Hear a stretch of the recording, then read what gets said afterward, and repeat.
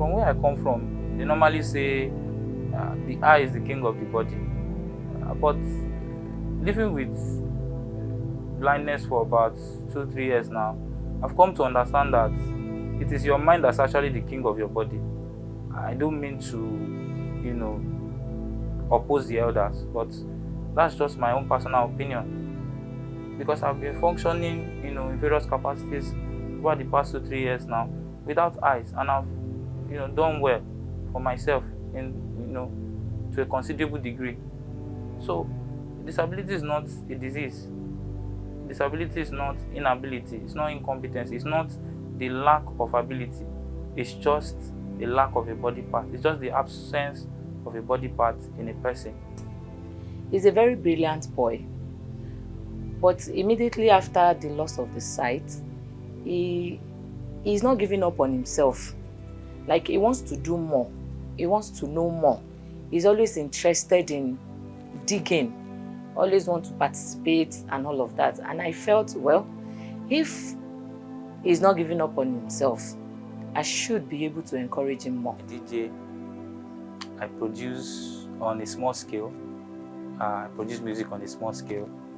I'm into tech. I'm a data analyst, back-end developer. I also do a bit of PR and corporate comms for small businesses for now. I teach all types of students, secondary, yes, and preparing for external examinations like WAEC and UTME. I take maths, English, sciences, yes, take sciences, chemistry, physics, biology, humanities, and also commercial, so like government, literature, economics, so accounting, commerce. I studied political science. It happens that when he wrote JAMB, he got a good grade, but due to some lack of arrangements, I really don't want to dig into it.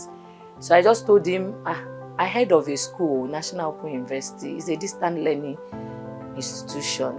At least it will give you the opportunity to do other things, because he wants to go into tech. So I just encourage him that he should. He was like, his friend will say, his friend is say, and I said, okay, fine, wait, let me go and make my findings. Even though I have it in mind of at least going back to school, because I dropped out when I had him. So I went to the school, make my findings, and I feel it's not too bad for him. So I told him, okay, fine, let's walk through it together. So we got the admission the same time, and we walked through it the same time. It's not like I want to encourage him, but I got favored also. I would say there are a lot of challenges, but the biggest challenge I faced while attending the National Open University of Nigeria, completing my political science degree, one of the biggest challenges is that the school environment was not built for or built with people like me in mind. Not as descriptive. So the teacher can say, oh, look at this, do this, do that. See what I'm doing on my screen. I've highlighted it, I've done this, I've done that.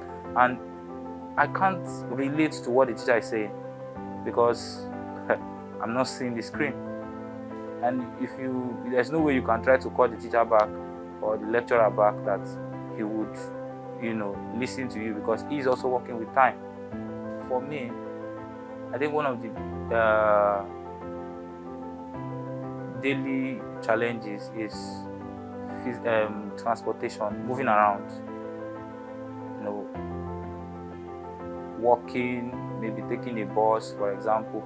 Transport system in Nigeria is not accessible. Most concerning one is the attitude of people towards people with disabilities. So most times I meet people and something I can do, and I'm telling you, oh, I can do this, and you are expecting me to show an evidence of what I can do. You are not taking or holding me by my word simply because you think I can't do it. You think I am less capable.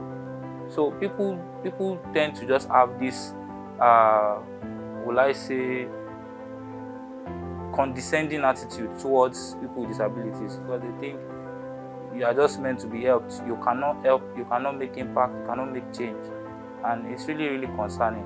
It's even more, draining than the physical aspect. At least the physical aspect, you can overcome it, by gradually, creating awareness and people seeing us as equals. But, when people have a negative attitude towards you, applying for jobs, and once you tell them, I'm visually impaired or I'm physically challenged, they just, shut down on you, and they don't even want to have any conversation with you anymore. So society can dismantle all these issues by including. So inclusion, because we are already creating the awareness, and everybody now knows, at least to a considerable extent, that people with disability can actually function. Take examples like Inka Efele and Kobam Sasuko. People already know these people, that they are functioning properly. So they know that people with disabilities can function, in creative spaces and in other spaces. But I think we have not accepted it. We know, but we don't yet accept. And that's why we have not included. Because inclusion without acceptance is just an illusion. We've had many policies, targeting people with disabilities. Recently, they said, they will give people with disabilities a special bus, a special plate number, and so on and so forth. Why that policy might seem good on paper, it might seem reasonable, it's demoralizing to give a special set of people a special plate number so that they can be allowed special access to some special places.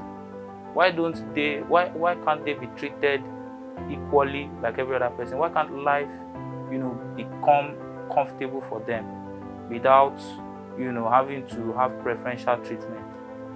So inclusion is one way that society can dismantle these barriers. Policy implementation, policy changes, including us in the policy is really important.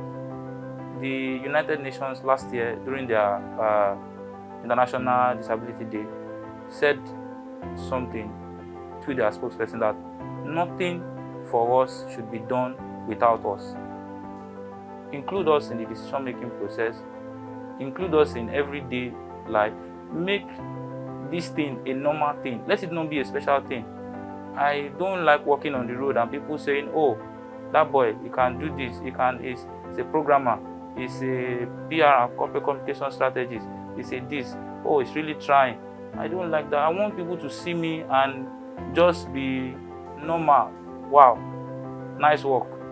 Not overly surprised or overly bewildered that, how can this guy, do this amount of things? Because I get to meet a lot of people, and our first, conversation is usually awkward, because they're asking me, how do you operate your phone? How do you type on your laptop? Is the laptop not for typing? I have hands, I can type. So why are you concerned about that? No, it should be a normal procedure. It should be a normal process. I shouldn't see a blind person on the road and the first thing that comes to my mind is to squeeze, some naira notes into his hand. No, that shouldn't be the norm.